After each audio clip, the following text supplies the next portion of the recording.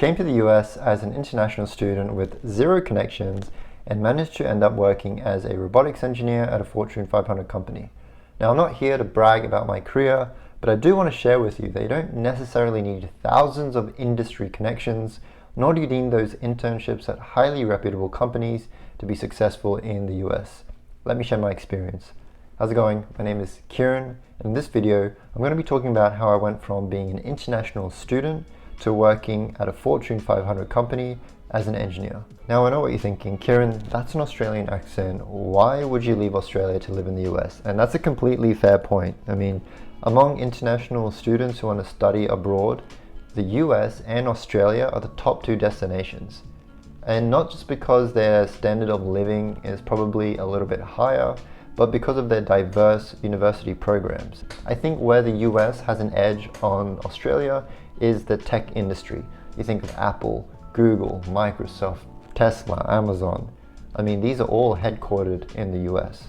Now, in my case, the reason why I went to the US is, in addition to everything above, I just wanted to do something different and experience something different after high school. And that's what I did. I was actually recruited to play college sport and study engineering at a small college in the US. I was at a small college for 4 years and did my undergrad in mechanical engineering. Now I know what you're thinking, oh Kieran, where'd you do those internships? Can you give us some internship tips? I cannot, because I didn't do a single internship in my undergraduate degree, which is, looking back, kind of crazy. And I know what you're thinking. You're thinking, A, Kieran, you were way too lazy to apply, or B, you were just not smart enough to get into one. And B is more likely than A, because I do remember applying, and I don't think I got any return offers for internships. So what I actually ended up doing, if I didn't get an internship offer or I got an offer and I didn't really like it, is I just went back home to Australia and spent the summer with my family, and I don't regret that at all. So yeah, I cannot give you advice on how to get internships. However, what I did do, which probably helped me a little bit, is I was actually offered a role as a student assistant, kind of like a teaching assistant position throughout my undergrad. And this is the first thing I want to touch on, is this job came to me. I was not seeking this job. And I think one of the things that I do really well, or that I did really well in my undergrad, was creating these connections with my professors. Now, I'm not saying I was a teacher's pet, at least I don't think so. I wasn't standing or sitting at the front of the classroom with my hand raised answering every question, but I did show up to every class and I did ask questions when I didn't understand them, or show up to office hours. And I think my commitment to, my whole learning or education really reflected on the professors, and it just so happened that this professor offered me a role as a student assistant. So I took it and I worked as a student assistant for 2 years. That was the only work experience I had. And as I was approaching the end of my undergraduate career, kind of looked back and thought, okay, I have no experience. I was just playing sport and, studying. And so I talked to multiple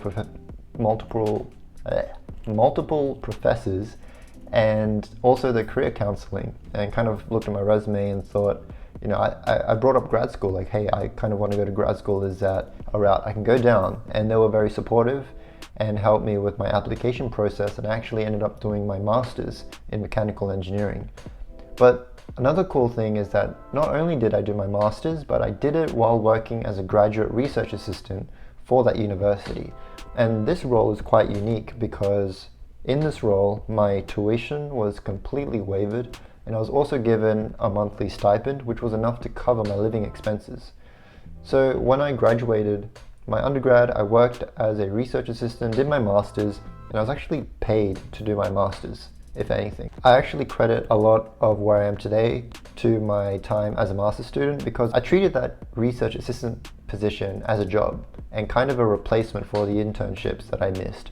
I published multiple articles, I did a lot of lab research, and then I did a lot of external competitions as well to kind of showcase my skills in that area. And I put this all on my resume. And when it came time to graduate, I looked back at my resume and a lot of the gaps were filled. I had actual experience. And there were two ways for looking for, there were two primary ways to get a job when you're graduating. A is through, I can't believe I forgot what they're called, career expos, and then the second is online through like LinkedIn or Indeed. And I did go to career expos and I met some people, but I actually found a lot more success on LinkedIn. Simply a lot easier to connect to people and even find jobs. Now I will say the job that I actually ended up going with, I didn't know anybody at that company. And that's me just reiterating on that point, like connections, yeah, they're super important. There's nothing bad about building connections. But for me, like I can't say that that is going to get you a job, because in my case it simply didn't. I actually had 0 connections to this job and ended up getting it. Now kind of looking back, I didn't do any internships. I was in this position with no internships whatsoever. And then as I was hired, since I'm an international student, I was hired on the OPT.